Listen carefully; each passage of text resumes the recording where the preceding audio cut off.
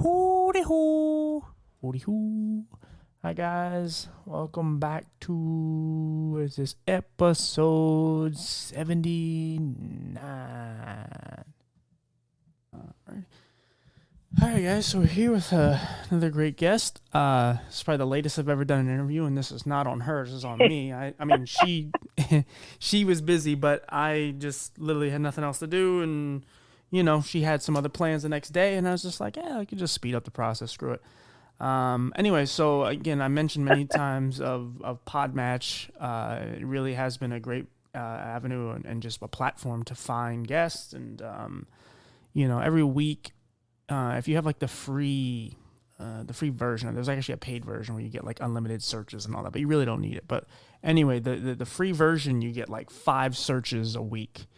And every so often, like every week, I probably go on there once or twice and just type in disabled and disability just to see if any new people pop up. And this woman popped up, and again, I read a lot of her story. It was really awesome, and then I had to talk to her. Was it your publicist?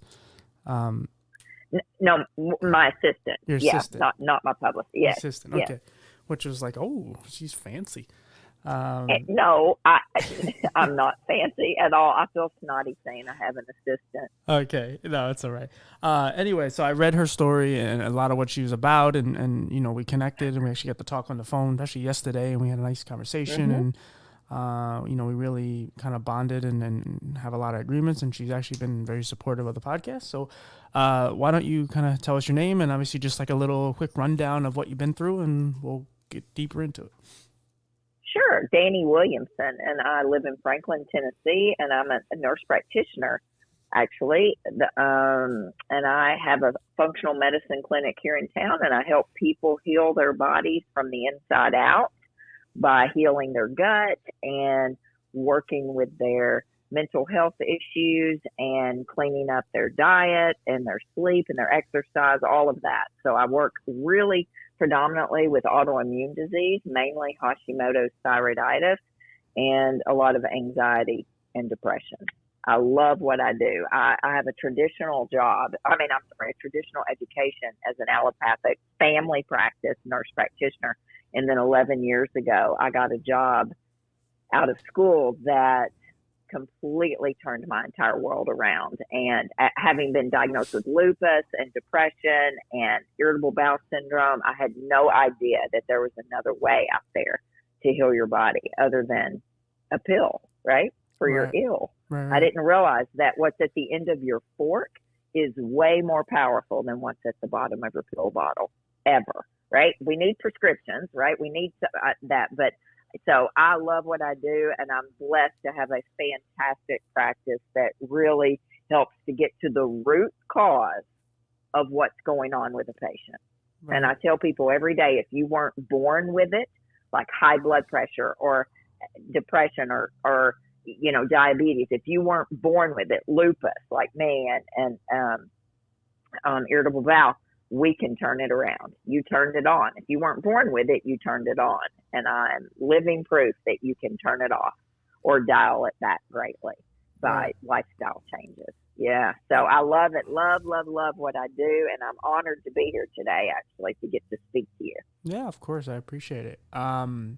It's nice when you meet not only like-minded people, but just kind people, and just I think like what you were talking about with your story, to do what you do, and to do what any of us kind of do when it comes to whether it's advocating or just trying to change lives and put out good energy.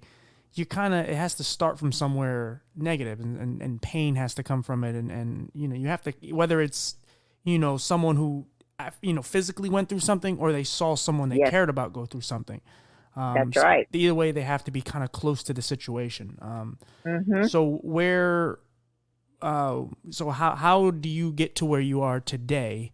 So actually from the beginning, obviously, Yeah. how do you psychologically get yourself into this? Like, what got you here? Well, what got me here was, I literally grew up in a shithole of chaos, complete chaos. My Okay. grandfather had died by suicide. My mother had attempted suicide multiple times. I struggled with irritable bowel, chronic diarrhea. I had my first colonoscopy at age 20. And that's the beginning for me. That's the first 18 years of my life. And 15 years after that, I was still struggling with all those symptoms and added lupus onto it and itching and joint pain. Gosh, I was in a horrible marriage. And I remember the exact day that I decided, okay, I'm going to die by suicide today as well. And I knew exactly what I was going to do. I was going to drive off the foot of Broadway in Paducah, Kentucky into the raging Ohio River. And there was nothing anyone could do. Nothing. And suddenly, within a matter of seconds, my two kids, Jackson and Ella, they were like 5 and 6 at the time. They came busting in the room. Mama, we're hungry. I mean, it was a typical morning. I was still in bed. And I mean, I looked them in the eye and I saw, I immediately made a decision. There's no way I'm going to leave those with my husband, Greg, and those children. And I got up and I made a plan. And I got divorced a year later. I was a single mom, divorced at 38 on food stamps and a medical card. And I applied to nursing school. Wow. And literally 1 year later, I'm standing on the front porch and I get these 2 letters that I opened in January. I'll never forget it. The very first letter was, congratulations, you are going to Vanderbilt, right? You've been accepted to the nurse practitioner program at Vanderbilt. And the second one was, congratulations, you've been given $56 more this month in food stamps. Wow. And that was a crazy season in my life. And 3 years later, I'm $196,000 in debt to Vanderbilt. And still having all the same symptoms, right? Itching, diarrhea, lupus, irritable bowel, mad as hell all the time. And doctor after doctor had treated symptom after symptom after symptom. And one day, a doctor looked me square in the eye and said, Dani, what are you eating? Don't you know your diet controls your disease? And it changed my entire world. And ever since then, and that doctor at that time did not ask me about my childhood, right? He didn't ask me about adverse childhood experiences, which is what I have since learned. The first 18 years of your life sets you up for a lifetime of chronic disease, if in fact you don't overcome that. Right. When he said it's controlling your disease, which one? Are you talking about the irritable bowel? All of it. He was talking about all of it. Lupus, okay. IBS, depression, the gut and the brain Gotcha. are 100% connected, right? What's going on in the gut is going to happen in the brain. Anxiety, depression, bipolar, schizophrenia. It's fascinating. You heal the gut, you begin to heal the brain and the other symptoms. So that's what he said. He turned my world around. We did food sensitivity testing on me. I did an elimination diet. I cut out inflammatory foods. I started some probiotics, and my entire world started to change. And it changed the entire trajectory of my life. I hope my children's lives and my patients' lives, because I had just gotten out of school and I didn't know any of this. I had no idea that our bodies were designed to heal themselves. Fascinating.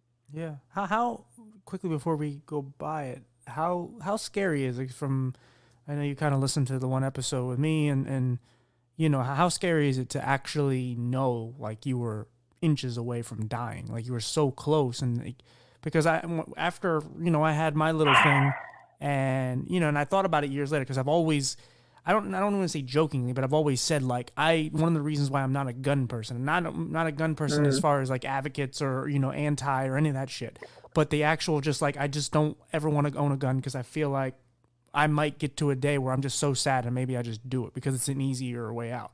Now maybe not so now, but at one point, if I ever owned a gun that way back when that again in my case had a lock on it, if it didn't have a lock on it, I would be dead. So. It's got to be scary because I constantly was going through this realization of like, man, like how down the road am I gonna do this again? Am I gonna have this feeling? And and again for you had your kids. I didn't have that, so at least you had something to kind of look into their eyes and realize like without you, their existence is going to be much harder. Right. Yeah, it was scary, and in hindsight, of course, in the moment. I don't think you realize how scary it is. No. But and I try not to think about any of that. But when I was writing this book that's coming out this year, the whole first part of that book is on this and my first 18 years, and I mean, I still get emotional thinking about it, how close it was. It's scarier now than it was then, because I felt like I was in my right mind. I felt like I was, and I knew there's, this is my only way out. And so I'm grateful, so grateful that I had those two kids, because I don't know, maybe I would have done the exact same thing that my grandfather did. Did you ever tell in the them? Driveway?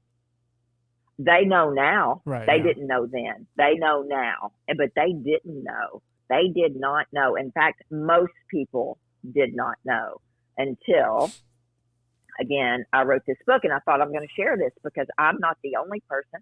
I sit and listen to patients every day tell me that these kinds of stories, like what I just shared with you in a couple of minutes. And I, as I told you last night, I'm on the board, the local board, the Tennessee board for the American Foundation for Suicide Prevention. And I mean, the things we hear and the stories you hear, and during COVID, phone calls to suicide crisis lines, you may not know this, are up 800%. 800% phone calls. I knew they were high, but I didn't know that high, yeah. While phone calls to domestic violence, oh yes, very high, hotlines are down. Oh, down. Really? Oh, they're down drastically. Well, guess why? Because 2020, the victim was in the home with their right. Okay. Yes. Their abuser. So domestic, because I know domestic violence was up, but the hotlines were down. But phone calls were down. Gotcha. That makes sense. Isn't that something? Yeah, that's sad too, and scary. It is. But the highest rate of suicide climbing right now is age 10 to 13. Yeah, I've seen that. 10 to 13. Yeah. Unacceptable. I mean, we're really in a world of hurt. But what I do for a living is, we really address all of that. And I tell people this all the time. If you have a healthcare provider who's not looking at you emotionally, physically, mentally, spiritually, sexually, then you need to find a new provider, because it's all connected. It's all whole body health, and you can't have one without the other. Right. Yeah. It's very, very important. Yeah. It is very, and you know that. Yeah. Well, I mean, I think that's something we talked about. I believe we talked about it last night. If it wasn't you, it was someone else. But, just how like 2020 is something that I learned a lot from, just as a person, where, I mean, yes, I started the podcast and all that, but I realized like it was a time that we're going through that's completely unprecedented and totally different from any other time that at least I've lived in my 32 years. And, I know a lot of people that I've just come across in my journeys, not just family, not just friends or people I've dated or anything, just some of my teachers, just people I can get a hold of, whether it's on Facebook or in my cell phone or whatever.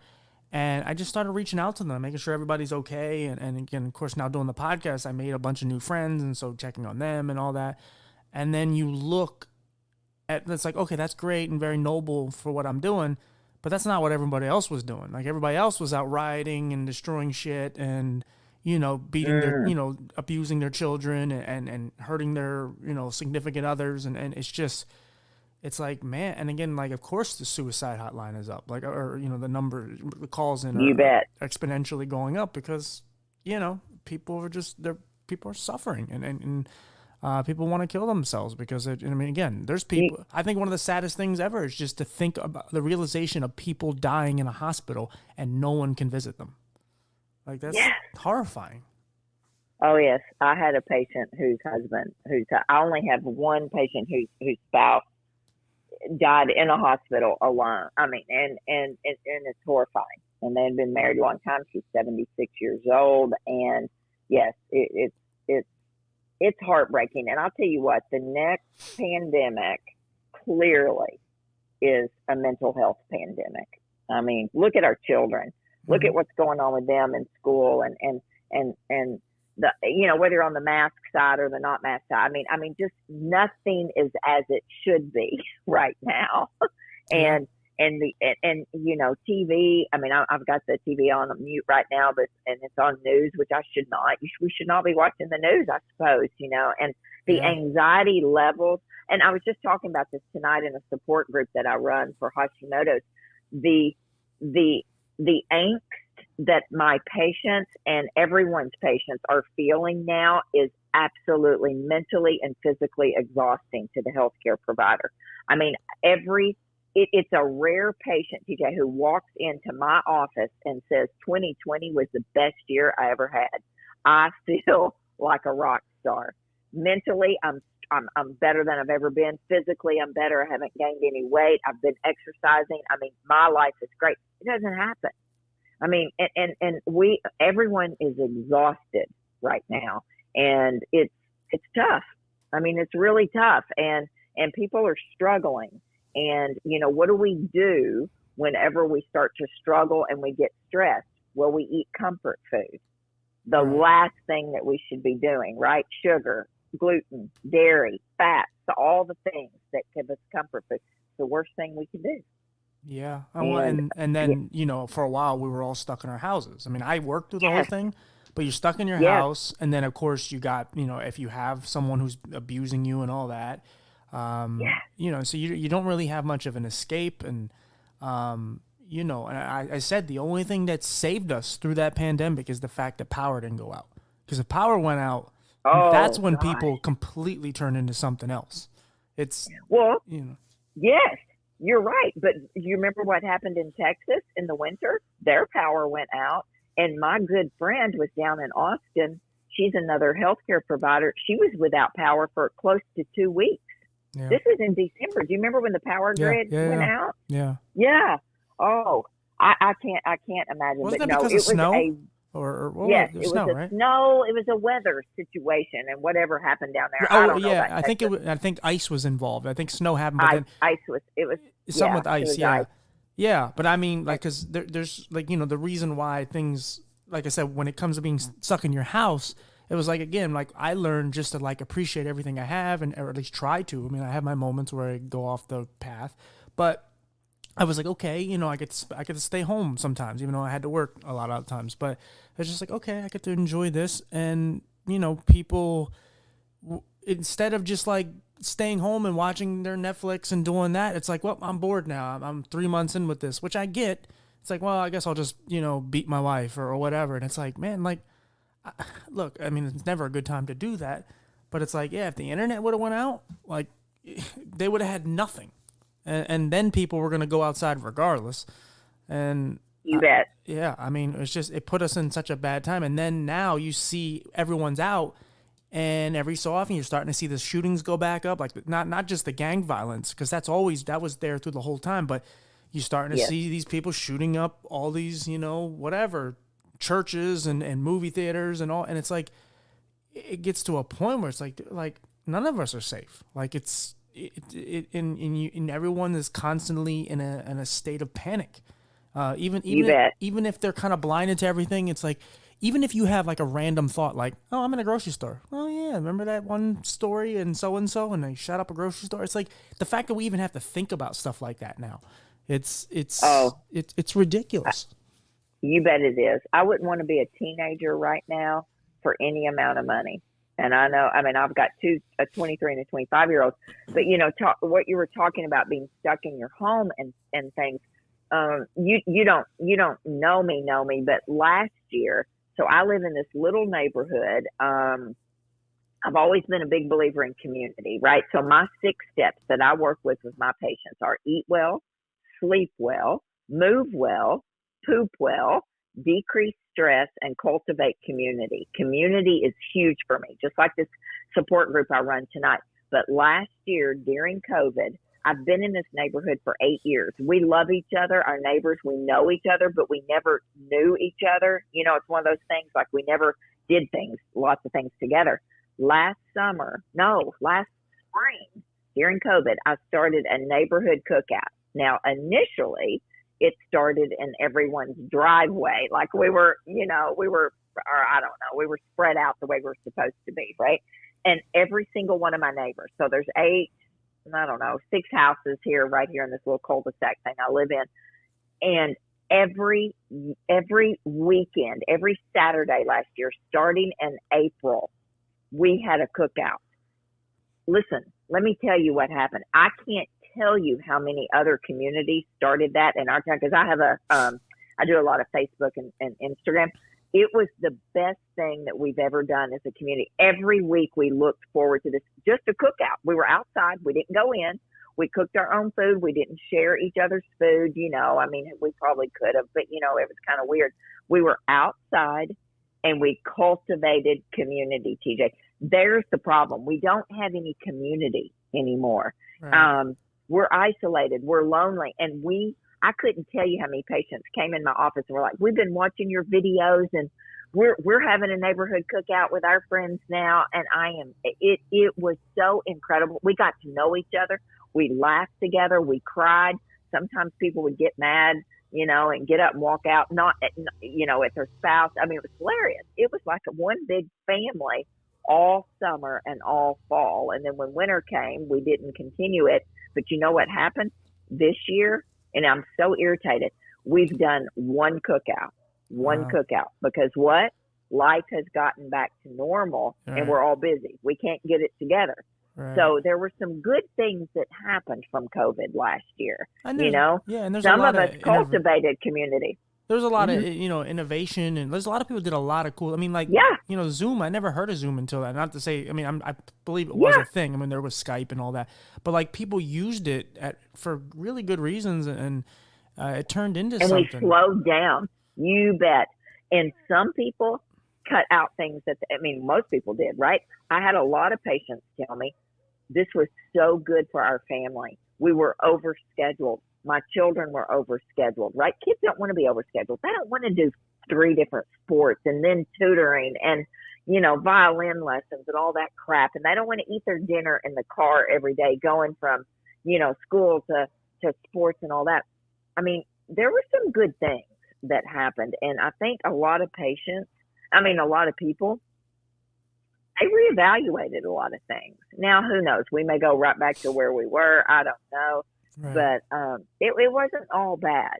It wasn't all bad. No, yeah, of course not. Yeah, I think and what you guys were doing, I think, is such a great thing, because if we had more of just camaraderie and people actually just obviously of course I'm trying to do the whole thing with the disabled community, just some unity and so on. But imagine if just let's just say you're in a town, we'll just narrow it to 100 people, and an Amber Alert goes off, and 99 people say, here's my house, here, come look, we'll help you search, blah, blah, blah, we're all together in this, we're going to find this child, and there's one person that hasn't let their house, hasn't opened their house to everyone else. Well, it's probably easy to find them. If we actually, do what we're supposed to do when crises happen, instead of just thinking about ourselves all the time and constantly, worrying about only us, and we start going, hey, let's help each other. And that's how you build a better world. But that's why we go through all these, that's why we're constantly at war. And, we like to think that we're the better because, we're America or whatever country you're from. But there's so many conflict because people don't want to learn from each other. People don't want to help each other. They just want to kind of be in their world, and anything that gets in the way of it, it deters them and says, wow, how dare you? I feel, I told you off mic that I feel vending machines. I don't know how many people, some guy came up to me today, was just like, oh, I wouldn't pay that much for a soda. It's like, sir, why are you telling me that? And this is the state law that I have to put this price. I don't care if you don't want to pay $1.50 for a can of soda. I don't care. But it's he felt like he had to tell me that because I disrupted his day with my horrible price that I did not come up with. And it's isn't that something? Can we just get along for real? I don't care. I mean, I'm sorry that price offends you, but that's right. I don't want to get completely off topic here, but it's just that looking out for each other is such a key thing, and it's not hard to do. And no, it's not. But what we tend to do is what he did, and I didn't mean to interrupt you. No, you're fine. Sorry. Please. Is he makes it about him. Right. We make it about us. We make it about us. And I think that, I've learned a lot in my 55 years. It's not about me. It's not always about me. Rarely is it about me. And when I make things about me is when I look like an asshole. Right. And, Right. you know, so we tend to make things, and I think we need to slow down and step back and say, you know what, this isn't about me. Right. And again, It's about them. We're human, so we're naturally selfish, so it happens. You but, bet. Amen to that. So I it say happens. that all the time. We all have our time and there's time we need, like, you know, I do this podcast and I interview people that their stories are so sad that I need to take time for myself because, you know, it's very emotional and I genuinely have empathy and care for these people. And it's like, yes. when someone tells me, you know, horrible, you know, something that's happened terrible to them, you know, a woman, Talia, who I interviewed, and she has cerebral palsy, and when she told me she can never bathe herself, it made me sad. I felt terrible for her because she's this powerful woman. She's so smart, and she's an author, and she does all these great things. And then you bring it back down to like the smallest common denominator, and you can tell in that moment when she's explaining it, it's like the strength kind of went out of her. It's like, well, yeah, I can't bathe myself, and you know, and things like, and it hurt because it's like, man, like it's like, you know, no matter how strong you are, there's certain moments or certain things in your life that can just strip every bit of confidence and power that you have. So yeah, like for me, like I have to take time for myself. Sometimes I gotta be selfish, and dealing with mental health alone, I'm constantly tired. I'm constantly battling all this shit in my head that if I do physical things all the time, and I'm not as tired, but my mental battles, right, it drains me. And so there's times where I try to be the best friend and son and so on that I can be, but there's times where it's just like, I don't call it TJ time, but I just need to just be to myself because I don't even want to have these negative thoughts in front of anybody. I just want to let them just kind of download, and we'll just get over it, and we'll start over in a couple hours or whatever. You bet. You have to rejuvenate. You have to take time for yourself. It is not selfish, right, to take time for yourself, and that's when your body heals. And self-care and all that. Now, I'm not a huge fan of the word self-care. I tell people every day, create a life that you don't have to escape from to have self-care. Mm-hmm. Build self-care into your daily life.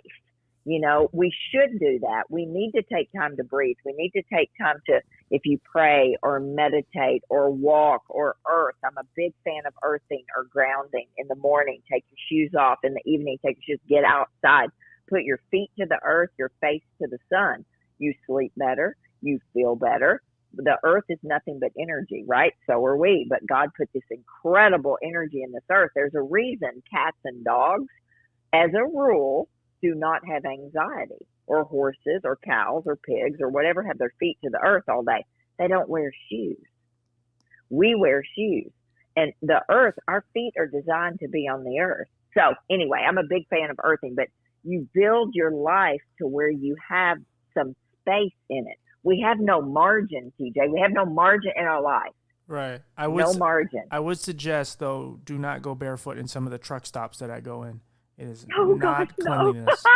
Yeah, don't I do want that. you on the grass. Yeah. There's a reason people live longer at the ocean, right? They have the sun, the salt, the sea, the sand, and they have all of that negative ions. What am I saying? Not negative energy. Negative ions from the earth that create peace and calm and less anxiety when your feet are on the earth. No, I want you on grass or sand. Yeah, no, I know. Not a truck stop. That's funny. Let's don't do anything at a truck stop unless please.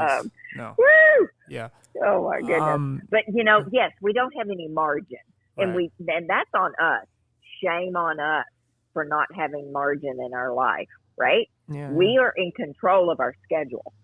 Right. And if we overschedule ourselves, that's on us. And I overscheduled myself. So you saw what happened to me tonight. We're interviewing tonight at 9 o'clock my time, basically 10 o'clock your time. And what?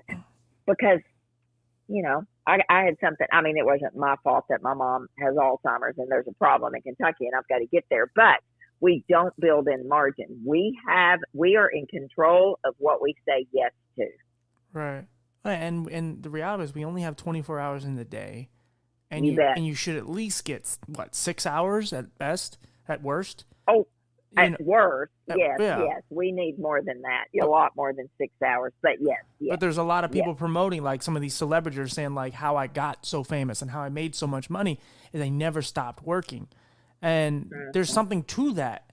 But there's also, and again, it also depends where your mental state is and all the things that you've had to overcome and all that. But, That's and right. some things come easier to certain people and whatever else. And some people work harder and whatever. But, for me, I'm kind of somewhere in the middle. Like, I feel like, if I don't continue to try to put myself out there and continue to try to find new people and spread awareness and all that, I don't want to take a month away or I don't want to take a week. Like, I really want to continue to just push and put goodness out there. But then there is times where I'm just like, man, like, you're going to burn yourself out. You're going to stress yourself out because you already deal with stress. And you're going to, you're just going to over exude yourself and you're going to, whatever, burn yourself out. And you're going to get angry, depressed, whatever it is. And so I'm kind of somewhere in the middle. I'm trying to figure a way, like a healthy balance, because even though what I'm doing is positive and is a good thing, not only for me, but for other people, there is a point of a health risk where it's like, all right, you're tired. You can't do this anymore. Like, and again, and also the emotional part where the attachment and the people and how their stories affect me internally and so, Mhm. or mentally. Oh, I walk away from that office every day overwhelmed with whoo. And I used to bring it home with me, and I try not to anymore because TJ, you can't do that. You cannot do it. You have to shake it off, and you have to again set some boundaries, set some margin in your life to where you get to rejuvenate and recharge, right, and refresh. All those things, and your body heals when you sleep. Those guys who say they go, well, Elon Musk, prime example, Yeah, right? yeah. Now he kind of melted down not too long ago on camera. And he could sleep 2 hours a night on his couch in his I don't remember the whole story, but in his office. Well, that's not going to last for long. Your Right. body heals when you sleep. It's as simple as that. And if you don't get the sleep that you need, you will never be the person you were designed to be. Right. And And he's yeah, like an I'm a alien big anyway. Like his I know his that. work ethic and He's might be the I know, smartest man on and the planet. Like yeah. I know boy. I tell you what, he is. But and I've got an amazing work ethic. But the older you get, Right. you realize, okay, this is crazy. I've worked like a dog. I've got to sleep. And when I sleep, when I go to bed, like this is past my bedtime right now at in Nashville, right? It's not 8:52. Shoot, I'm already in bed by 9 o'clock. But when I go to bed and I sleep and I'm a much better person. Everyone is. Your body detoxes between like 2 and 4 in the morning. Your liver detoxes. I mean, lots of things happen to your body when you sleep at night. And so it's real important. Margin is important in your life. And I have learned I'm not going to overschedule myself. I'm just not. Right. I'm not going to. It's not worth it. And I'm better when I'm refreshed and recharged and all those things. And everyone is. How do you, Everyone is. We're frazzled. right. This question is probably really good for you. Like, how do you, for what you do, and you interact with all these people that are constantly dealing with their woes, and obviously you have a personal connection to it as well. But how do you balance the whole caring and not getting desensitized? Like, because Yeah, if you see, and I mean, you see a lot of soldiers, they come back and you it's bet. like someone dies and it's like, yeah, I saw a guy's brain matter hanging out of his head. That doesn't bother me anymore. Like, so it's like for you, Yeah. like how do you not get desensitized, but also how also do you keep just a healthy care for these people at the same time? Because you can get both. You can get stuck in it where you're just you get so hooked into it to where you're depressed and Yes. you feel their pain, but then you could also have the other way of it, just like, oh, it's just another person who's just, whatever. They're dealing with they're addicted to drugs, all whoopee. Like, yeah, like how do you Yes. balance that? I feel like I'm somewhere in the middle there. I think I'm pretty balanced now. Probably the first, I don't know, 6 years of me doing this, I was on the side of a nervous wreck every day. Every night when I left, I was thinking about what did I miss? Oh my Lord, I missed something. I'm going to kill this person. Um, Something's really wrong and I've missed it. And I was so overwhelmed in their stories and all of that. And I have learned as I've gotten older Okay, I can't fix everything today. And I really do have a good balance. I mean, I kind of decompress at the office before I leave. Most days we talk things out because we're all about what I do for a living. Like, we really get to know these patients. It's not, I mean, I have an hour and a half with my patients, right? Okay, yeah. The first visit at 30 minutes. So they're like family to us. So I really do have a good balance of it. I think about it a lot. I think about, say, Linda's, what she just told me today. Dang, and I'm not often shocked anymore about people's childhood, about people's history and stuff. But I really do try. Here's what I will retire the day that I say something like what you said. I saw their brains out. I would never have that because in my practice. Right. But she killed herself and she died by suicide, and it didn't affect me. I will retire when that happens, because I think that as true healthcare providers, we take a lot of that on, but we also have to know how to let it go.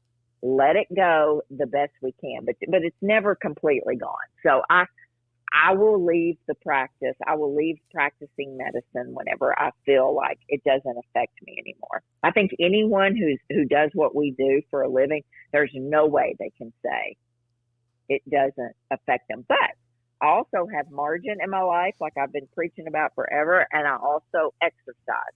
I'm going to tell you, exercise and sleep are key to feeling better and to managing stress. Right. I mean, yeah. No, absolutely. And I'd be crazy, but I think about this stuff all the time. I mean, I think about patients. I think about tonight. I was sitting with a huge group of patients at my office at a support group, and and we were talking about COVID, and we were talking about post-COVID and fatigue and all this, and they were telling their stories, and the patients who had COVID, and yeah, I could come home tonight and think about that and think, well, gosh, what am I missing? I need to test her for whatever. But you just know your boundaries and your limits, and you just kind of let it, you just kind of let it go. Yeah. But I'm not callous. You can't be callous about it, right? Mm-hmm. You know that, and you're always thinking about your guests, probably, and like the girl you were just talking about.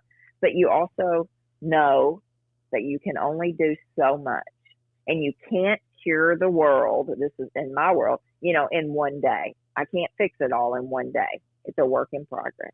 Yeah. Yeah.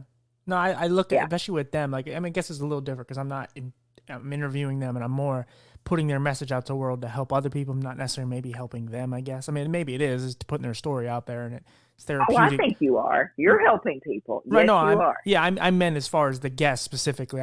But as far as like people, it's more to help others that don't feel alone. These are, people like you that are powerful and actually have a message, and it's to help people who are, the up and coming yous, the people in the very beginning that were dealing with these shitholes and we're dealing with lupus and all these different conditions, and who are trying to, that are on the verge of killing themselves, and trying to talk them out of it through, messages of positive speakers. But see, you don't understand. When you've got these people, when you've got these people on here talking, when you share your story, and you know that by sharing your story, when you share your story, you are not only are you healing a piece of you, but you're helping someone else too. No, you don't discount what you're doing there, because when you allow someone to share their story, whoa, that's powerful, and that's healing to the person. Right. Yeah. No, I was more comparing it as far as like what you do with individuals, whereas the people that I'm dealing with are people that are probably already better off in life. I'm not necessarily helping the person I'm interviewing. I'm more helping the people that are listening to the interview. I'm sure it is helping them too, but yes, that's what I'm saying. That you are helping that person you're interviewing. They get to share their story, and they get to heal from a piece from that. No, trust me. Okay, fair enough. No, sharing your story is very healing. You're helping people. You're helping them, and you're helping your listeners. Right. No, and yeah, I mean, what I love about it is just to, obviously get this person's story out there and to help people. But, because again, a lot of like what you talk about when you help with people is depression, suicide, and there's so many people out there that are just, even if they're not at the stage that you and I were, they're close enough and they're just hanging on by a thread. And it may have nothing to do with anything to do with me and my condition. It may not have anything to do with anything that you talked about. It may just be the fact that, hey, there's just another woman out there and she's sad and she has 2 kids and she resonated with your story just off of something that we didn't even consider. It's just something basic. And it's just like, well, yeah, I'm a woman and I have 2 kids and that's right. I probably shouldn't kill myself because I have 2 kids and they would be lost without me. And it has nothing to do with, it didn't matter about all the other stuff we talked about. Just that one little thing just triggered something. And the only way we're going to keep people alive is, obviously share our stories. And for me, the one thing I'm hard on myself, but I give myself a lot of credit is that I'm so honest and I put my story out there because I can't expect you or anyone else to come on here and share their deep, story, and then me just kind of give you a half-assed story of, oh yeah, I mean, this stuff happened, and I'll just imply or insinuate things, but never really give you the full throttle story. And it's like, no, like, I mean, I've kind of been this way for a little while, even before the podcast, but it feels good to get it out because, like I said, I know there's a lot of people that are now, I mean, mental health especially, and you and I talk about it ad nauseum because, again, the times that people want to discuss this stuff is like when someone shoots up a school. No one cares about mental health otherwise as far as, in the media and the grand scheme and things. But when it comes to just average citizens and people, everyone knows what's going on. Everyone's dealing with it all the time. And so it's like, it's just to get these important conversations and messages out there because if they're not being said and we're not having uncomfortable conversations, not every conversation is a happy one. And if we don't have them, then we're never going to progress. So it's the point of the podcast. Like if we don't have these conversations, then what's the point of living? Like we're never going to pass the baton to the next group of people, the next couple of generations, because we're screwing us more and more because nowadays everyone always says like, well, what about the kids, when it comes to all this politically correctness stuff. But it's like, what we're teaching the kids now is to just be phony and lie because we don't want to have no one wants to have a white and a black person in a room and actually talk about all the shit that's going on in front of us. Instead of we read an article and we just go, okay, I made up my mind. And we don't have real conversation. Yeah. So especially with mental health, I'm so passionate about it because, again, how many people are out there like you that are actually making a real difference and no one knows about? And instead, the time we want to talk about it is when somebody does something terrible in a mass shooting, and then it's like, oh, well, let's get political about it. And who's running? Oh, okay, yeah, we got to get rid of guns, or we got to, do this, make regulations on this and that. And it's like, look, you want to go down that road with guns and all that stuff, whatever, you do your thing. But at the end of the day, even with like, if you play Grand Theft Auto, and then you put down the controller and go shoot up a school, you were crazy or you had problems well before you picked up that controller.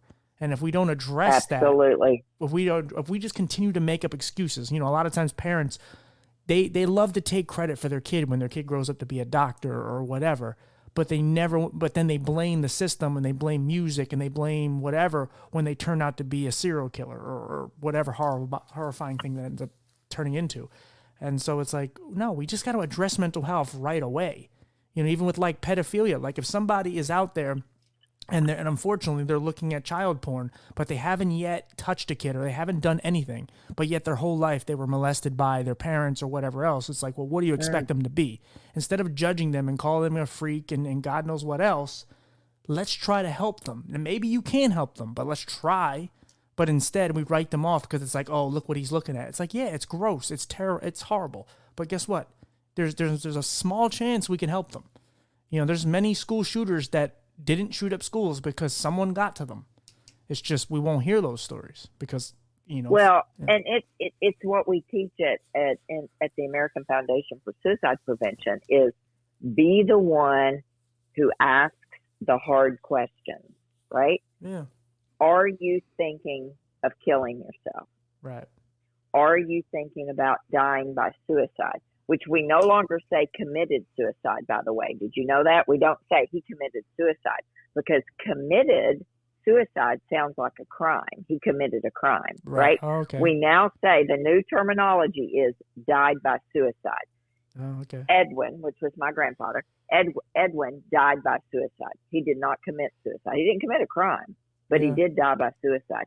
So Be the one who asks the person, are you thinking of dying by suicide? You may be the only person who asks that human the hard questions. Yeah. You could be the one person who saved their life. Yeah. Because if they say, yeah, I am, whoa, and then what are you going to do, right? Well, then you quickly get them the suicide crisis line, which I was so glad to see you, with that on your podcast where you had, the suicide crisis line. You bet. Yeah. I mean, hands down, I keep that in my phone. Yeah, but you have to be the one who, and you have to be the one who asks the hard questions. So always be the one who says, and I'm talking to your listeners here, right. If you have a friend that you think, something's not right, I haven't heard from them in a while, or they're acting odd. And oftentimes people who are getting ready to die by suicide, they're happier than they've ever been. They've already made a decision, right? They know the decision, what they're going to do. They're happier. They're calmer. They're everything's in order, and they're getting ready to. I mean, if you've noticed a big change in a person, then you ask the question, and you get them the suicide crisis line immediately. And they also have a text line. I don't know if you knew that, but 741 is the text line, and you can text help, home. You can text any word you want to that line, and someone immediately gets back to you. Yeah, I find it more comforting to actually hear a voice, so you don't feel as alone. I do too, but some people don't. They'll text, right. but you've also got to have the name. I mean, you've got to have that contact in your phone to be able to share with whomever. And I've shared it with a lot of patients. I've shared it with a lot of patients whose children were struggling, and I was like, there's a suicide crisis prevention hotline, and they don't even know. Yeah. So, and I shared the contact with them, but yes. Well, we got to stop. Yeah, we have no idea. We got to stop stigmatizing it too, because we made it to the point where it's we're afraid to ask these questions and you're afraid to give the answer also, because it's like, as soon as you say, yeah, I want to kill myself, the first thing you think of is, straitjacket. Like, you start thinking all these things that are just like, oh my God, they're going to think I'm crazy and I'm a horrible person and, this and that. Right. And it's like, no, man, we got to start stop. One of the things I've just kind of come up with lately is just some part of the reason why I think a lot of people are very uncomfortable with people with disabilities or homeless people is because they're kind of they're kind of an image of how quickly they could become one of those people and how afraid they would be to be one of those people. Again, I can get into a car accident tomorrow and I could be double time disabled. It's not, it's one car accident, or I can make a couple bad payments and I'm homeless. It's not hard to become these things. And so people are afraid of them. So they don't want to have the real conversations. But the reality is they're all right there in front of you. And it's like, if you don't address the issue now, that's how these things get worse. And, when it comes to this mental health stuff, it's like, look, we just got to stop putting all these cutesy words on things. We got to stop trying to manipulate everything, and to the point where no one gets offended and sad. It's like, look, somebody wants to kill themselves. I don't care how you want to reword anything and this and that, and this hurts feelings and words hurt and all these cute things that people say. That's fine. But at the end of the day, this person doesn't have any self-worth, or they feel they don't have any self-worth, and they do not want to live. So we can't sit here and be cutesy and have these little, conversations that are just sugarcoating or beating around the bush. We actually have to address it like humans and adults, and we actually just have to have the toughest conversations we need to keep this person alive. But if we just keep bullshitting with it and ignoring it or whatever, the person's not going to be alive, or we're all going to have to live with that. And that's exactly right. And as most likely, this person was not born depressed. They weren't born with anxiety. They weren't born with all the things that are going on with them, right? They turned it on. Something happened, and it's been ignored. Whatever it is, whatever's going on, it's been ignored in that person, and it was never addressed. That's basically what the adverse childhood experience study was about. How does that baby go from a happy baby born to a homeless man on the street with a sign? Mm-hmm. What happens in there? What happens in between there? We fail to look upstream to say, okay, what happened? What went wrong here? Yeah, it's a messed up system.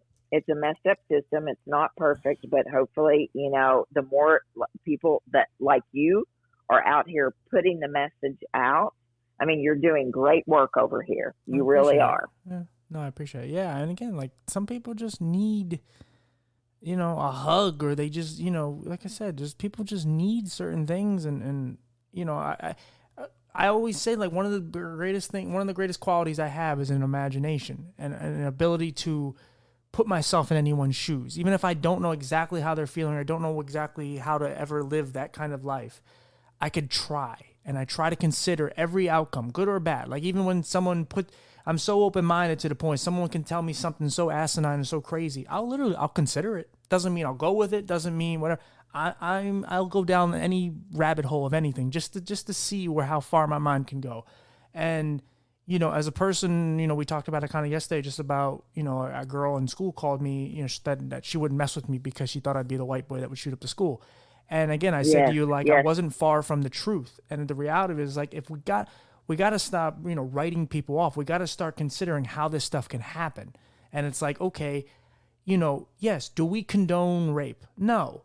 But how can a person want to rape? Well, if every girl in his life just turns him down and treats him like shit, and again, it doesn't excuse him to go out and commit the crime, but if every girl just completely pushes him away, calls him ugly, and makes him feel like just a complete animal and a piece of shit, he might want to rape, and he might want to go down that hole. And same with the shooting thing. Like, if you have access to guns and every person bullies you and pushes you around and treats you like crap, and you just want to get your get back and you want revenge, what are you going to do? And again, doesn't mean you're always going to do that, but that's how these things happen. They don't just come from, one day they're born and they're a school shooter. It doesn't happen that way. Bingo. None of That's what I was just saying. That's right. Now, there's some genes and stuff passed down, but in general, these things, no, and a lot of it starts with home. Amen to that. It starts at home. Yes, it does. So it's just like chronic disease and autoimmune disease. If you weren't born with it, right, it gets turned on slowly. High blood pressure doesn't just happen, right? It just doesn't just boom, boil up, and there you have it. It takes decades to get these things diagnosed or to get these things to turn into high blood pressure or lupus or whatever chronic disease you have going on. You're exactly correct with the mental health. Yeah, I mean, it didn't just happen, and we miss it. We miss it. These kids are rushed through school. I mean, their children, their home lives are. I mean, and there are people who are raised in very stable homes. I mean, there are people who commit horrible crimes who are raised in very stable homes. I mean, that doesn't, but something is amiss. Something has happened, and yes, you're exactly right. And nothing excuses that. No. But if that kid was beaten every day, if the bully, if the dad or the mom or whomever comes home drunk at night and beats the mom and beats him and is drunk and is violent and all that, I mean, if this child grows up in it, I mean, yeah, how do you think he's going to treat women? Who knows?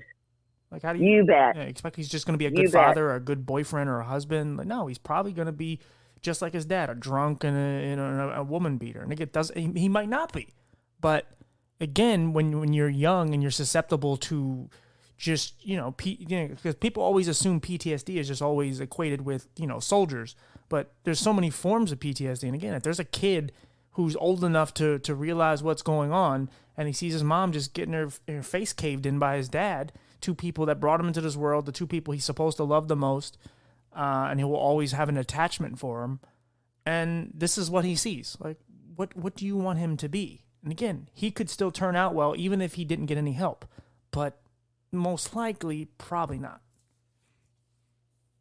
That's right. I feel like I'm the exception, not the rule on a lot of things, because it was rough for me. I mean, it wasn't. I mean, there were people who had worse childhoods than me, and I think people always discount that, right? They say, oh, somebody had it better or had it worse. Absolutely. But, given my ACE score of a 6, I should be an IV drug user. I should be on drugs right now, should already be depressed, maybe even died by suicide, lots of things. I do feel like that I have beat the odds for sure. But not everyone does. And I didn't really have any help doing that because, again, I grew up in a chaos. And I don't want that to sound, I mean, I had a home. I had a nice home, actually. I had a mom and a dad. They were divorced. But, I was molested as a teenager, well, before teenage, as a grade schooler by a stepfather. And my mom looked at me one day, and my mom is still alive, but she has Alzheimer's. And, but she looked at me one day square in the eye, and her words to me were, "You caused me to lose the only man I ever loved." Wow. What? Yeah. I was a teenager, and I looked at her, and I was in grade school when he molested me, and I never said a word. I was probably 13, and she was already remarried to the third husband, which was physically abusive to both of us, not just me. But I never addressed that, but I lived with that, and I still live with it. Now I can say it and not get upset about it, but I was 30-something years old before I ever said anything to her about that, and she never apologized, and my mom did the best she could, but what? I mean, those are the kinds of things that turn kids on their worlds upside down. But for whatever reason, maybe it's genetics.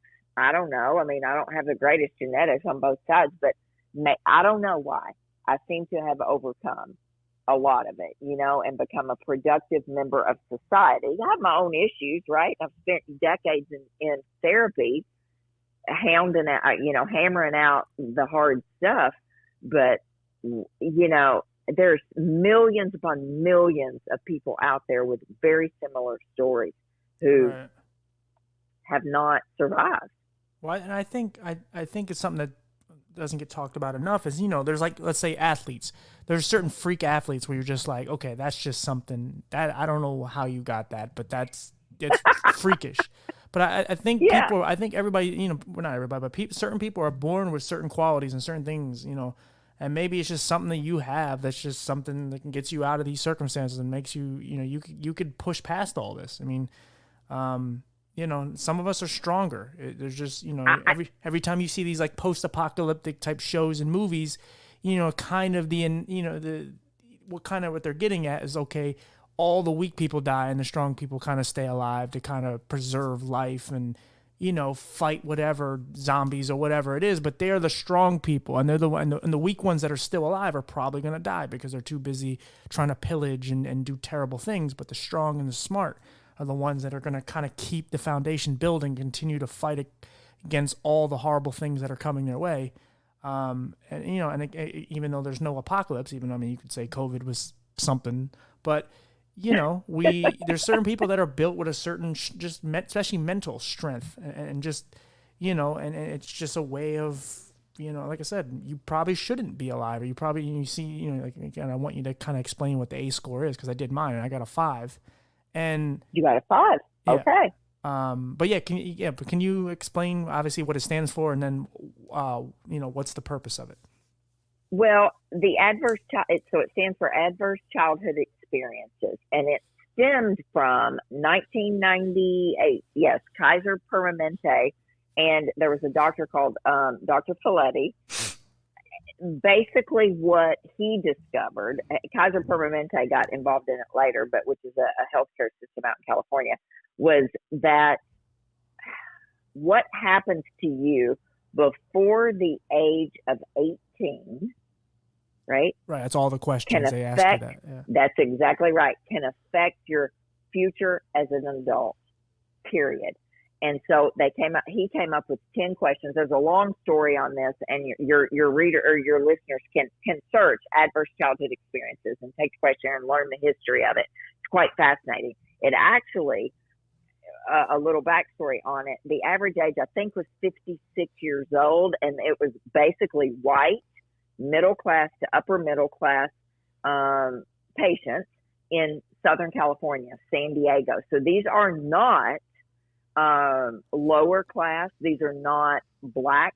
These are not African Americans. They're not Hispanics. They're not anything. They're not people on food stamps. I mean, it's generally white, middle class to upper middle class people. And what they discovered was that adverse childhood experiences, they put 10 questions out there, right? Were you abused? Were you molested or raped before the age of 18? Were your parents divorced? Did you ever feel unsafe? I mean, did you ever go hungry? Did you ever feel like your family didn't care for you? You know, it's 10 different questions, and we could talk about forever. But what they discovered during this was that adverse childhood experiences are very common, but very unrecognized. The adverse childhood experiences are extremely predictable of how an adult will be able to function socially, their well-being, their health, their risk for diseases and death. I mean, it's fascinating. And the combination of ACEs, the whole combination makes adverse childhood experiences the leading determinant of health, social well-being, and the economy of the nation. The American Academy of Pediatrics, one of the former presidents of it, says that adverse childhood experiences are the single largest public health crisis in the United States that we do not address. Every single patient in my office now gets an ACE score because it is a huge predictor of depression, anxiety, heart disease, cardiovascular disease. What we discovered during that study was that 67% of the adult population have at least one ACE. 12.5%, almost 13%, have 4 or more ACE scores. 4 or more. Wow. That's huge. And there's a huge, the higher the ACE, the worse the health outcomes. If you have 4 or more adverse childhood experiences, you are 12 and a half times as likely to attempt suicide. Wow. 12 and a half times. You are 10.3 times more likely to use injection drugs. You are 7.4 more times likely to become an alcoholic. Now, have they done tests on, like black people and lower class white people? Oh yeah, now you bet they have. Okay, so absolutely. The statistics are a little more accurate now. Yes. And this original study was 17,000 patients. It was a huge study. And then the CDC got involved in it. So they actually got connected in it too. The whole history of it is fascinating. And I'm going to tell you what happened. Dr. Folletti was, I think, an internal medicine doctor. He ran a weight loss clinic in Southern California, in San Diego. And he noticed that people were losing 100 pounds, 200 pounds, even more than 200 pounds, but they were dropping out of the study, dropping out after they're losing all this weight. So we started bringing people in that had dropped out. And he made a mistake asking a woman one day who had lost, 150 pounds or something. And he said to her, I hope I got this right. How old were you? He was asking, how old were you when you first had sex? And she said, 4 years old. What? 4 years old. What he meant to say was, how much did you weigh when you first had sex? He didn't mean to say, how old were you? And he said, what? 4 years old? And she said, yeah, my dad raped me my entire life. Wow. What? Okay.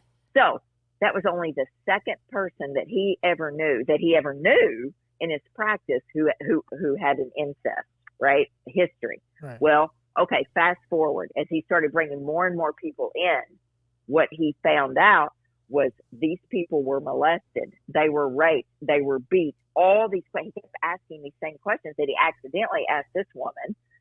And then he asked his other doctors in the clinic, something's wrong. You all need to ask these questions. Well, come to find out, these people had horrible experiences growing up. And as they lost the weight, they started getting noticed again, right? People were whistling out to them. People were wanting to go out with them. And they as they gained the weight after their trauma, they were no longer seen, right? They were morbidly obese, right? Yeah, they weren't desirable. And right. as they started losing this weight, they started getting noticed, and they started and they couldn't tolerate it, and so they dropped out of the program, and they literally would gain 100 pounds. Wow. This was the very beginning in the 80s of the adverse childhood, and this led to the largest study that we've had so far on this, and they've named it adverse childhood experiences. But I mean, this test should be given to every single person. It's not a test, it's a questionnaire. Every single child in a pediatrics office, because what we know is that the children's answers are going to be different than the parents' answers. Right. Many times. Yeah. Right. Yeah. No, I think if you have 4. No, I was just gonna say, because I mean, especially with all the scores and even just everything we've talked about, like one of the things that I think a lot of people don't really want to try to come to terms with is that every good person has some bad in them, and every bad person has some good in them, and right.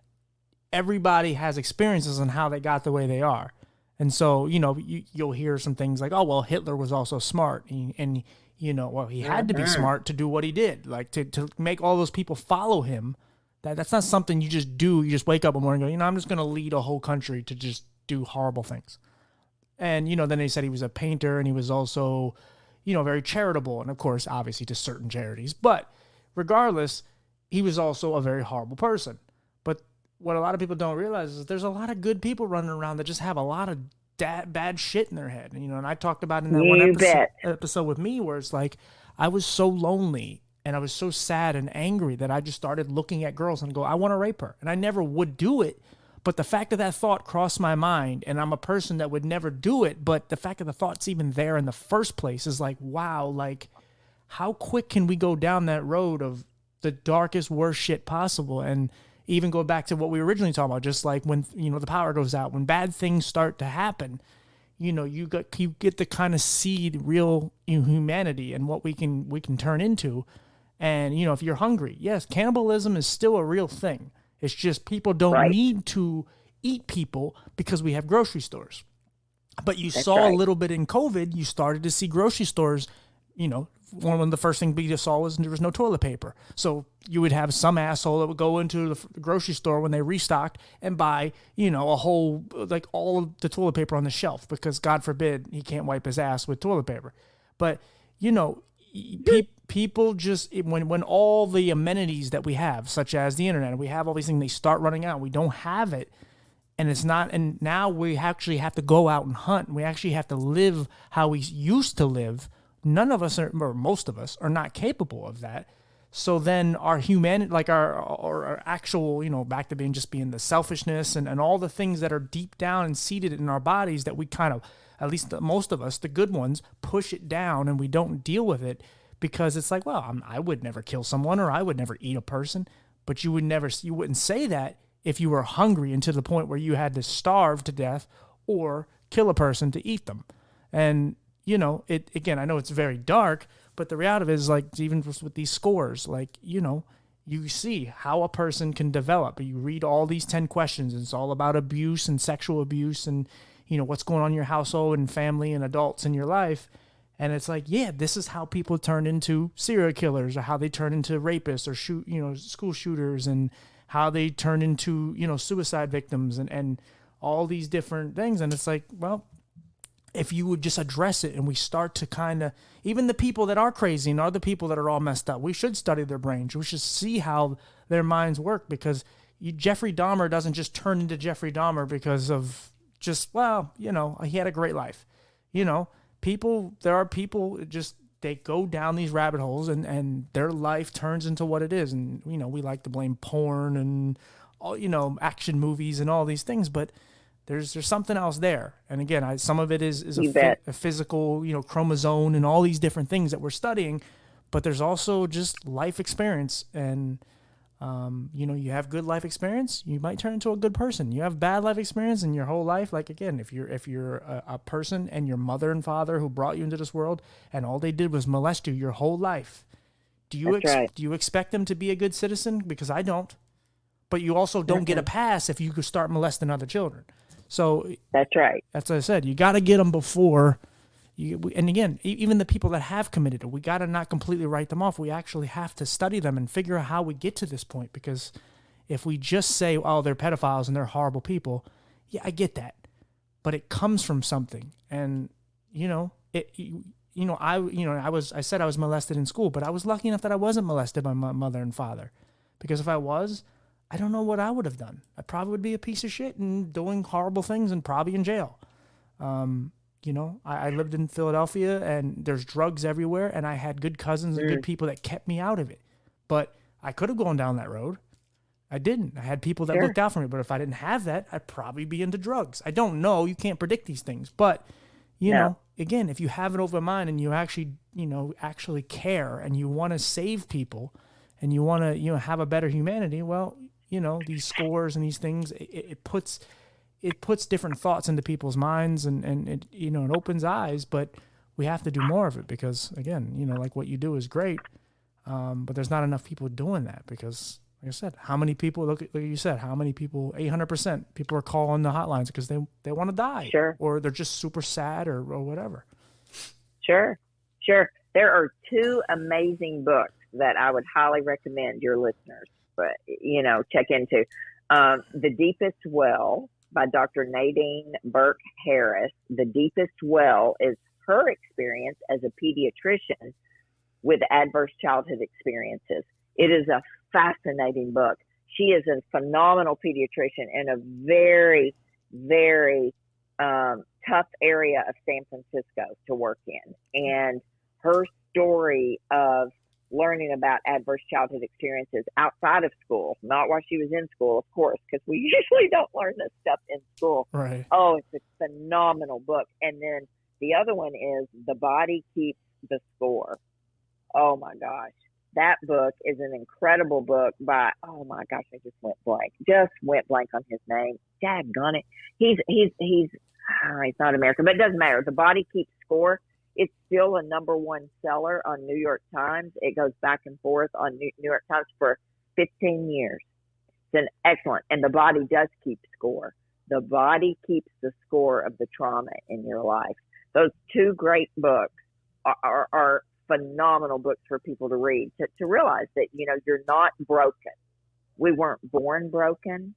We were born happy babies. Even if we were in the womb and there was a lot of stress and mom was getting beaten and bad things were happening. I mean, we were born babies, and babies are innately happy babies, right?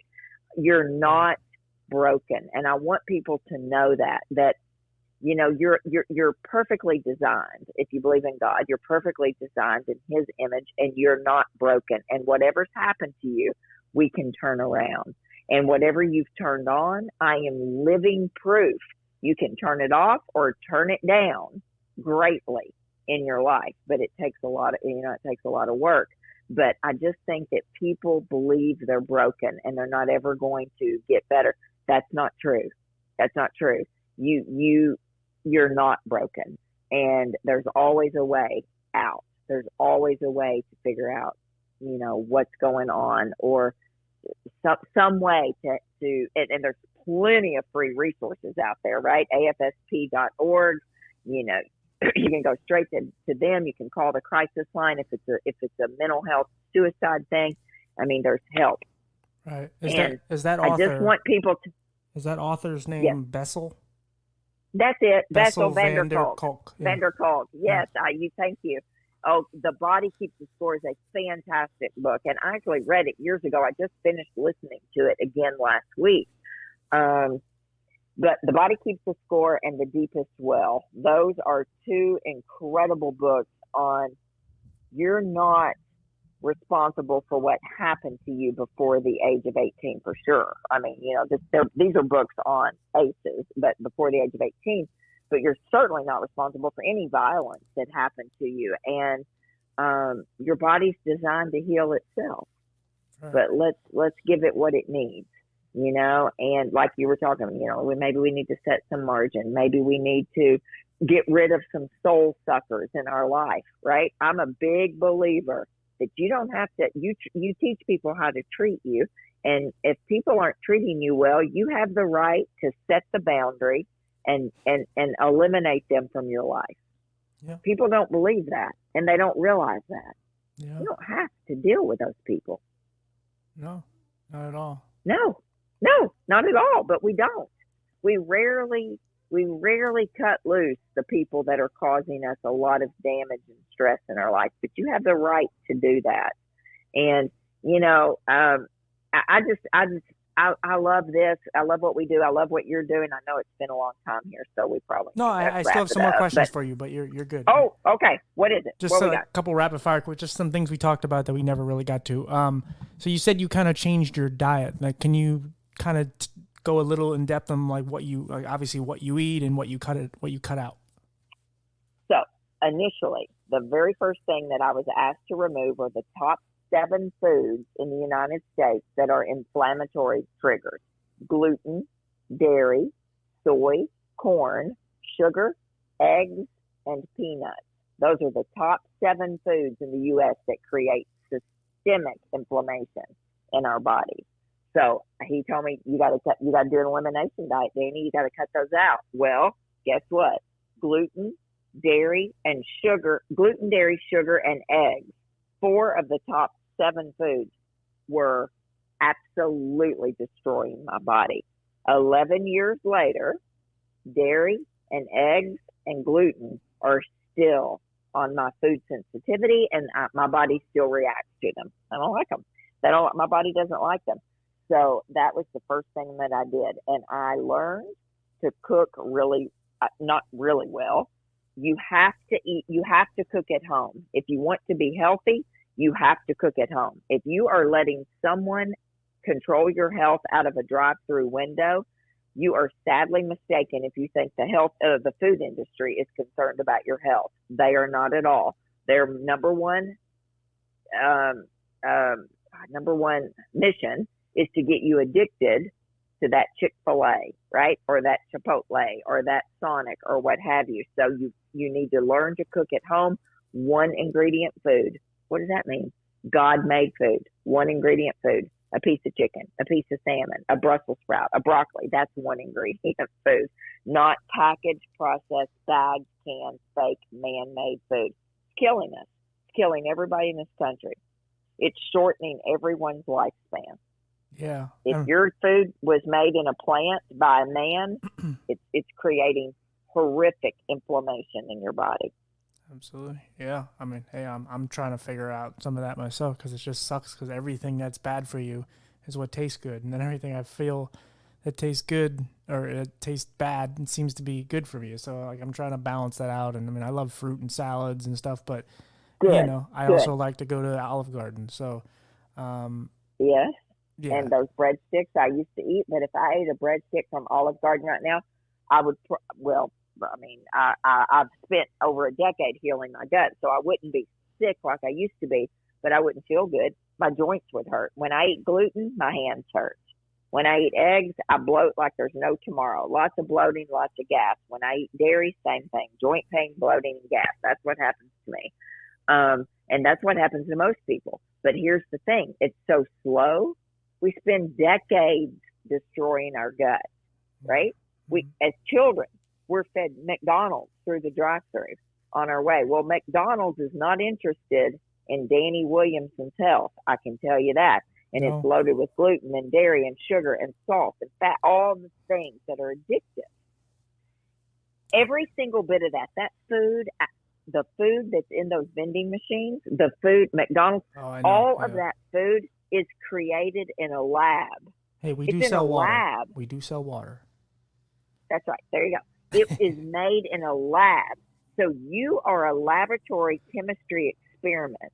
There is a reason that your Chick-fil-A or your Cracker Barrel or your Olive Garden tastes the same in Nashville, Tennessee as it does in Philadelphia, Pennsylvania. Right. Because it's made in a lab. Nobody's food tastes the same all over the country, right? I can cook a fried chicken here and mine's gonna taste different than hers, than your mother's. There's a reason. It's a lab experiment. Right. It's terrible. It's horrific. And what's happened to us the last 20 years, health wise, our lifespan is going down. We have this is the first generation of children right now, these young children. It's the first generation of children who are going to die before their parents. Yeah. This is the first time in the history of the United States that we will be burying our children before us. Well, and we did it to them. Yeah, and even when you say that, like, you know, when I said today, I went to Olive Garden with my supervisor. We're out on the road, and you go look at every place out there, other than probably Panera Bread. Everything out there is completely unhealthy. Like, it's all Cracker Barrel, like you said, Olive Garden, McDonald's, Wendy's, all that is out there. There's really no choices. And it's funny that you said, you know, you just went to McDonald's, because my grandma, I guess there's a grilled chicken sandwich or something that's a little healthier than the fried stuff. And so she went there to get it the other day. She said, they said, we took that off the menu. And then another thing I realized they took off the menu is their side salads. So it's like they have nothing healthy on their menu. And again, I'm not sitting here shitting on McDonald's, because I use McDonald's from time to time. That's right. That's right. But I mean, it's like, wow, even the things that they try to be healthy, it's like they took all that off too. They replaced it with pastries, and I'm not even kidding. Like, they have all these new pastries now. And it's like, holy hell. So gluten is addictive, right? Gluten is a protein in barley, wheat, and rye. Whenever, you know, God made this earth, if you believe in God, he put gluten in three things: barley, wheat, and rye. That's it. That's the only three foods or grains, that gluten is in naturally. Gluten acts like morphine in your body. It turns on the same receptors as morphine. It's addictive. There's a reason you can go to Olive Garden and eat 4 breadsticks before you ever even know what happened. That's the gluten. Gluten turns on the morphine receptors, and the more you eat, the more you want. Well, then you crash. Your blood sugar crashes. You're tired after you eat it. Gluten makes foods fatter, fluffier, and softer. Exactly what it's done to the United States population. Fatter, fluffier, and softer. Yeah. Wheat in years past, and hundreds of years ago, was not fat, fluffy, and soft. It was dense and thick because there was lower gluten content in it. In the late 80s, the food industry realized that gluten was addictive.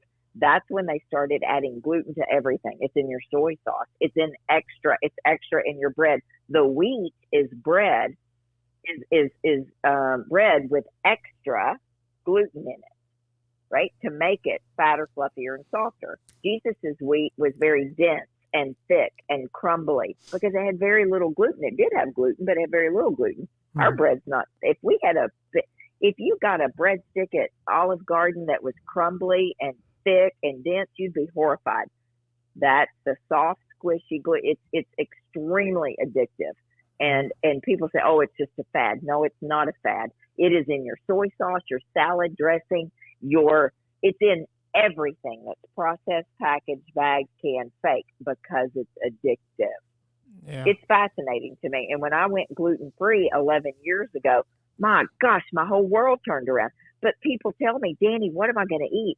That's what I eat: gluten, dairy, sugar, eggs, corn, right? Corn chips, corn tortillas, corn's in everything, corn syrup. So that's the first thing you do, is you do an elimination diet, and you learn how to cut those foods out, and you learn how to eat fresh food. Well, I'm on a very limited budget, Dani. I don't have any money.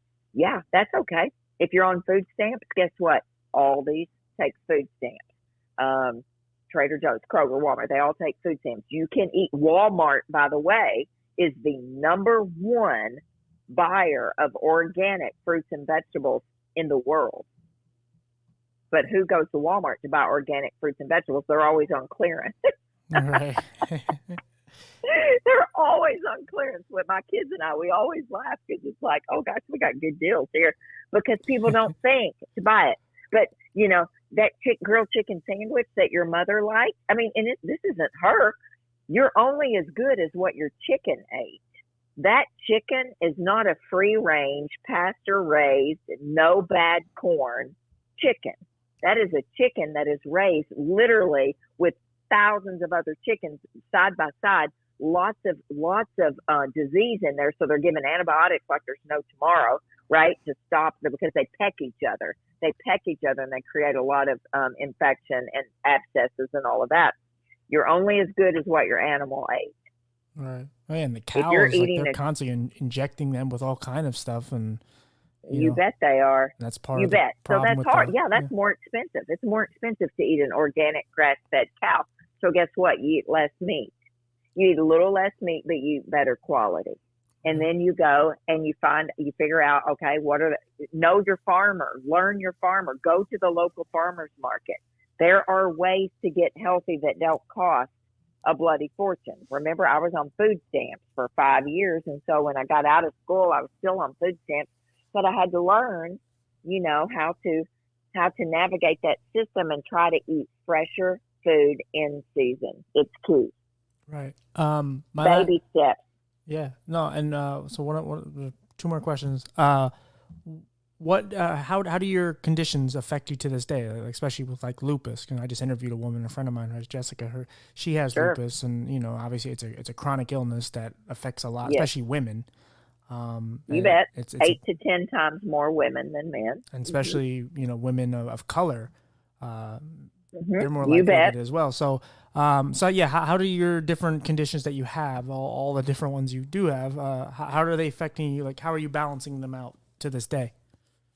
Well, currently, I don't have any symptoms of any disease. Irritable bowel, depression, lupus, chronic itching, which I dealt with for years, because I've put those under the radar. Now, IBS is 100% healed because I healed the gut, right? Itching is gone. I don't itch unless I eat a food that my body hates, that I'm really sensitive to.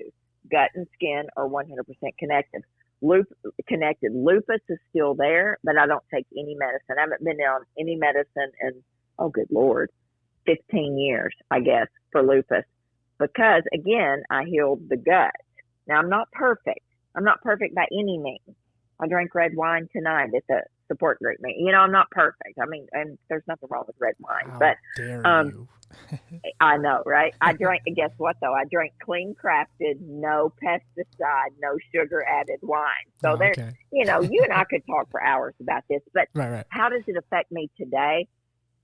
Physically, I don't feel like I'm affected. I don't feel like I have any symptoms going on. I'll have some joint pain if I eat sugar, too much sugar, or gluten, or I don't eat gluten, but if dairy slips in.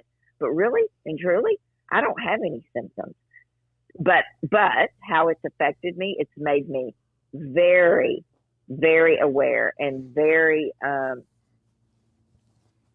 conscious and very cognizant. That's the word I was trying to come up with, for my patients, to say, guess what? You too can feel as good as I do, but here's what you need to do. Right. So I've been very blessed that I was really sick.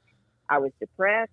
I was sick physically, emotionally, but I turned it around. And I did it. It's not fast because it didn't happen overnight, right? It took me a while also to heal this, but I've done it by healing the gut, working on my mental health, all the things I talked about, decreasing stress, sleeping, things like that. So I don't feel like it's affected me, but I'm grateful for that journey, because had I not had that journey, I wouldn't be the provider that I am today. Absolutely. For patients. Absolutely. That's great. So at the very end, I always like to let the guests just kind of give a little, whatever, inspirational words or something to the people that are, like the up and coming Dani, the one that's suffering and in a shithole or wherever, something similar to what you were going through, whether it's molestation or drugs or whatever, certain disabilities or whatever, but they're in a lot of pain and, they're probably flirting with the hotline idea and all that, but they're, at their last, maybe just the Dani that was ready to, drive off a cliff. That's right. Yeah. So do you have any I don't know, special words for that gal or fella? Well, again, you're not broken. It's the biggest thing that I can say over and over. You were perfectly designed. You were made beautifully. You're not broken. And every season ends. This is a season in your life. Maybe you grew up in a shithole of chaos like I did. Maybe maybe, but you are not broken. There's a way out. You may not be able to come see me. You may not be able to see a functional medicine provider, but you can start to turn things around slowly. Very simple. And one of the biggest things is get enough rest. We don't rest. We don't sleep. We don't sleep the way we should. But the thing is your body is designed to heal itself. It wants to right ship. It wants to. Give it what it needs. And you can start real simply. If we're going to start with diet, start with an elimination diet. Cut out white foods. How about that? Gluten, dairy, sugar. How about that? Cut out 3 things. Oh my gosh, I can't do that, Dani. Well, then cut out 1 thing. Cut out dairy. That's probably, that's real, not easy, but it's easy to know what dairy is. And, your body wants to be right. And also reach out. There are a lot of places out there with free counseling or sliding scale counseling, right? That for people maybe who don't have insurance or what have you, reach out, because there are professionals who know how to help you walk through whatever journey it is that you're on. Yeah. And counseling for me was a lifesaver, an absolute lifesaver. And if you come up to find a counselor that you don't really like, well, then there you go. It's fine. Move on from that one and find one you do like. You don't have to stick with any counselor or any person that's not helping you become the best person that you are. What I was going to say to you earlier is you basically are a therapist. You do a lot of... Oh, gosh. You just have no idea. And in Nashville or in Tennessee, as a nurse practitioner, we have to have a medical director in our clinic, right? In Kentucky, where I have a license as well, I don't have to. I can practice on my own. But my medical director in Nashville at my clinic is a psychiatrist. He's a functional medicine psychiatrist, regular degree like me, but he stepped out of the boat years ago. And he says to me all the time, Dani, you do more psych work than a psychiatrist, because he reads my charts, part of my charts. He said, you're more of a psychiatrist than I am. And I'm like, no, you're the psychiatrist. You get paid the psychiatrist money. I don't. Right. And he said, but I'm just telling you, you're yes. And find a healthcare provider out there that walks with you through this journey, that asks you the questions, right? And that wants to help you get better. I work for you as your healthcare provider. And if you don't like me, you have the right to find a provider who's going to help you get better, who's going to ask you the hard questions, right? Who's going to find out about your childhood, who's going to find out about your diet. Find a provider who does not want to just give you a pill for every symptom. Right. Because we treat symptoms. We don't treat root causes. There's a root cause to your depression. There's a root cause to your anxiety. There's a root cause to your, high blood pressure, your diabetes, your lupus. Find a provider who helps you do that. That's probably the biggest advice that I have right there. You don't have to be stuck with a piss poor, tired, I think I know it all, God complex provider. Right. There are plenty of us out there who want to help you feel better and walk this journey to healing. Right. No, what I was going to say about you, I think you kind of give people the kind of what people want out of therapy without all the bullshit, without, how does that make you feel? Or, hey, you're here for your hour's up. Because again, I had a really good therapist, and I still have friends with her to this day, and we end up exchanging numbers. And again, obviously that's not something you normally would do, but she went above and beyond for me, and she really got to know me, and she told me about her, and she broke a lot of rules for me, but I knew she cared, and I knew she was there for me, and I knew she genuinely wanted to hear how my day went or what my life was about. And so you kind of get the connection, and you build it, and you actually, people are opening up to you about their entire life.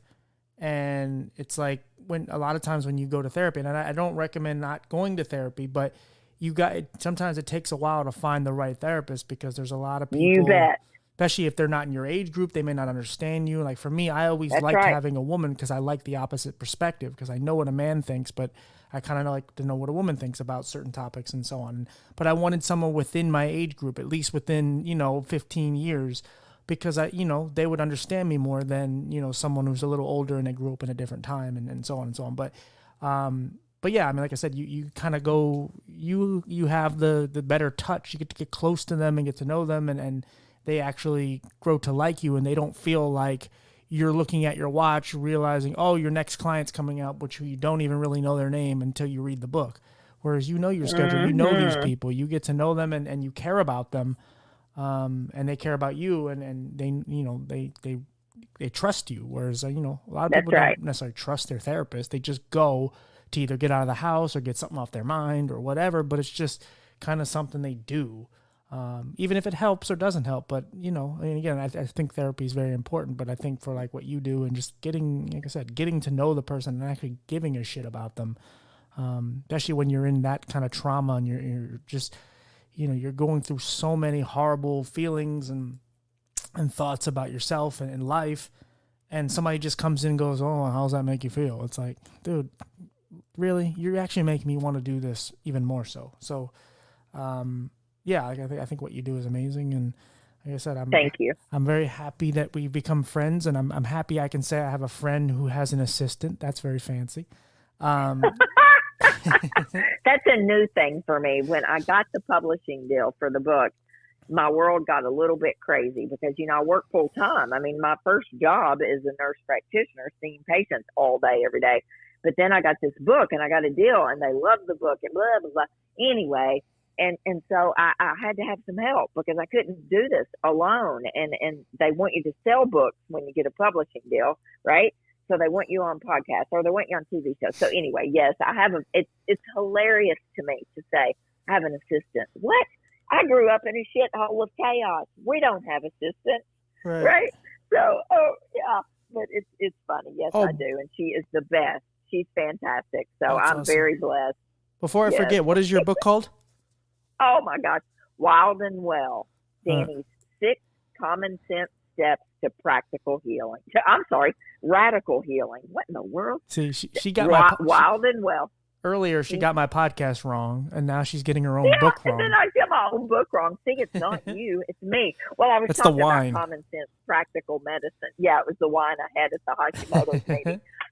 Yeah, Wild and Well, Dani's 6 common sense steps to radical healing. And the whole first part of the book is on adverse childhood experiences and trauma and how it could have set me up for a lifetime of trouble. And then each chapter is on eat well, sleep well, move well, poop well, decrease stress, cultivate community. I mean, quite frankly, I think it's a great book. And I wrote it as common sense, practical medicine. So anybody could read it. Anybody. It's not written for healthcare providers. I mean, it's written for the lay person to say, whoa, if this little girl from Gilbertsville, Kentucky can heal her body, with food and decreasing stress and addressing her traumas, I can too. I mean, I grew up so I'm excited. I've always wanted to write a book. I have a lot of words. Clearly. I talk a lot. I wasn't voted most talkative for nothing my senior year in high school. But it's great. If I died tonight, well, I hope I don't, because I would love to see the book go number 1. But if I died tonight, you promise me you promote that book and that book goes number 1 as I'm dead. What is that? Posthumously? What do they say? Anyway, whatever. Well, I'm promoting your book regardless, but yeah. Thank you, my friend. But yeah, it really is, and I'm real blessed that Amazon, of course, it's on there. But I just learned last week that Barnes and Noble, Books A Million, Parnassus Books, and Powell Books all picked it up, and awesome. That was a blessing for an unknown author. Yeah. Nobody knows who Dani Williamson is, so. Yeah, we have a great book, but I have a great website, DaniWilliamson.com. They can sign up. They can go there and get our newsletter.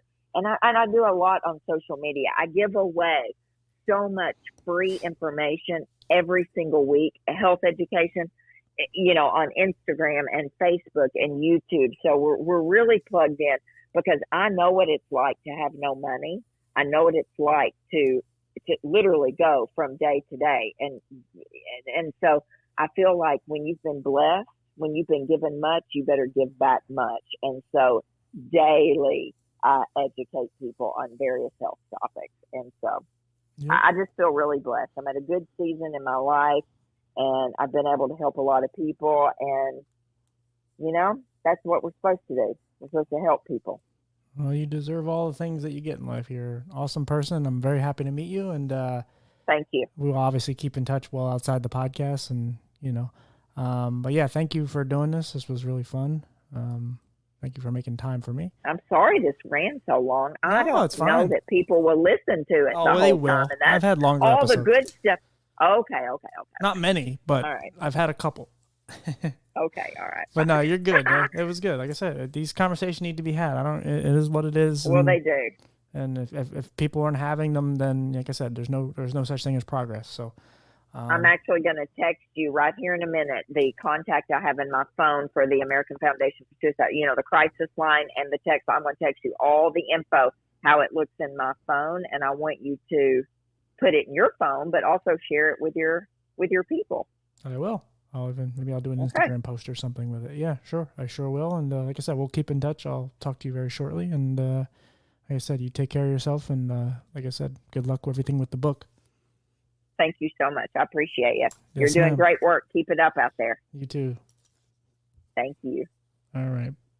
Bye. All right. Bye. All right, guys. Yeah. Long conversation, I know.